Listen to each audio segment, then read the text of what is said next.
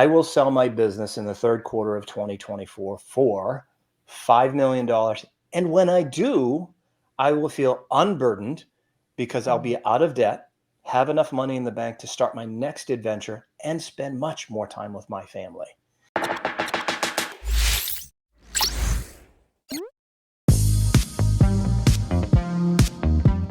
But where does a business start, I guess, when they plan to sell their online business? With the goals, right? You got to Okay. figure out, okay, I'm planning, I'm deciding, I'm training to sell my business. How much do I want to sell it for? When do I want to sell it?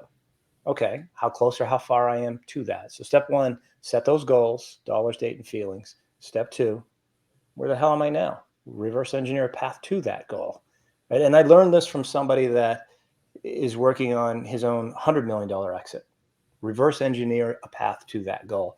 And I've done that for you. He had to do it on his own because it's a much bigger company. Actually, he was going for $1 billion exit when he was doing this initially. And there's not a whole lot of information out there except for publicly traded companies, and he's private. So you got to figure out where you are today. And that's that math logic chapter 11, different chapters within the book, the valuation chapters and the add back chapters. So you can properly calculate sellers' discretionary earnings. And part of that is training as well, right? So when someone says, yeah, I sold my business for 5 times, I would ask everybody to say, cool, 5 times what? Was your inventory included in that purchase price? Did your buyer require any working capital?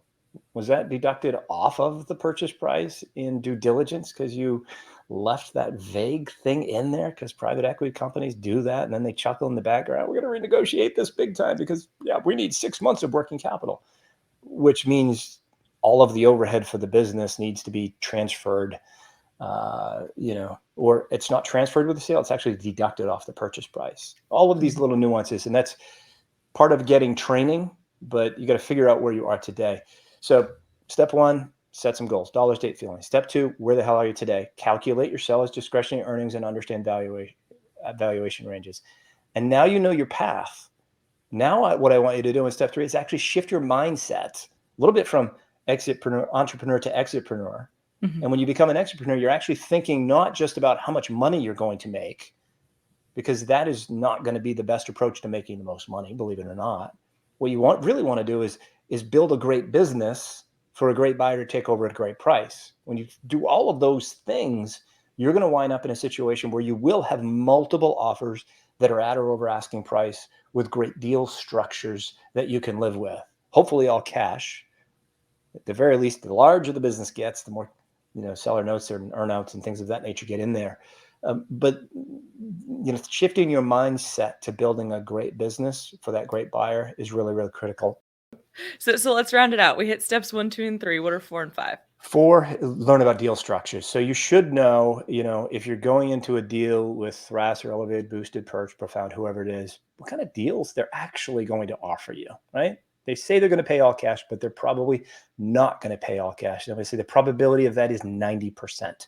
So I've got an entire chapter on deal structures so that you can understand what you may be up against and what it means. All right. Something like an equity roll. That person that I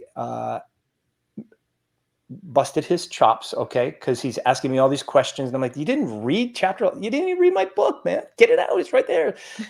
He's doing an equity roll, which means that he's selling 51% of the company. He's rolling 49% into the new co. And he's going to have a second exit someday down the road. We talk about details in there. The biggest thing that happens with the aggregators is a stability payment. They look for a stability payment. They say we're going to pay you all cash, right? But that portion of the cash, maybe 20%, is going to go in escrow and sit there for 12 months. You get it released in 12 months if the revenues of the business have been at least 90% of the trailing 12 months prior to buying it. It seems like a very achievable number, right? What if it's at 89.99%? You just lost $200,000.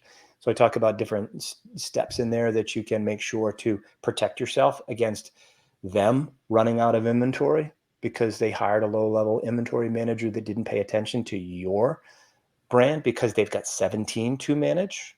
These are real world problems when companies go from 0 to unicorn inside of 8 months or 12 months or 22 months, whatever it is.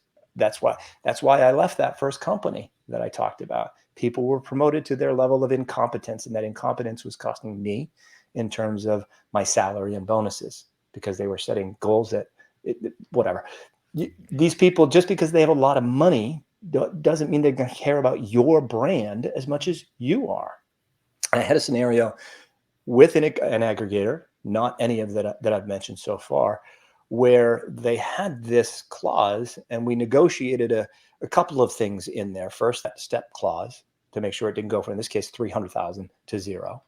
To also saying, if you run out of inventory, that one of the SKUs represented 70% of the total revenue. Okay. Right.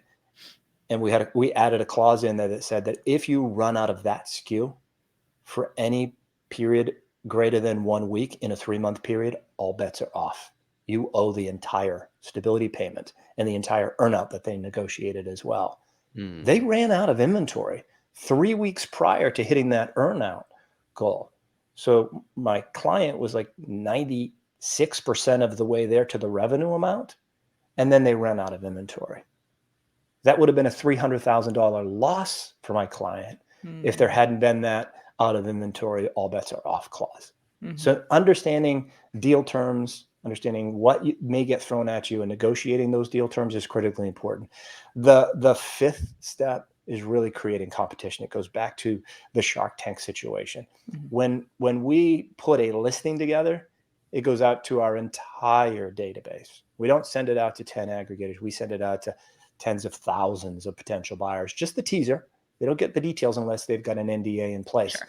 And what happens is that if it's an attractive listing, the buyers are going to negotiate against each other, because we may be in a situation, as we are year to date, where we've got multiple offers on every business. We let them know that. We can't tell them what the other offers are, but we go through a process that requires them to give their absolute best and final offer. And we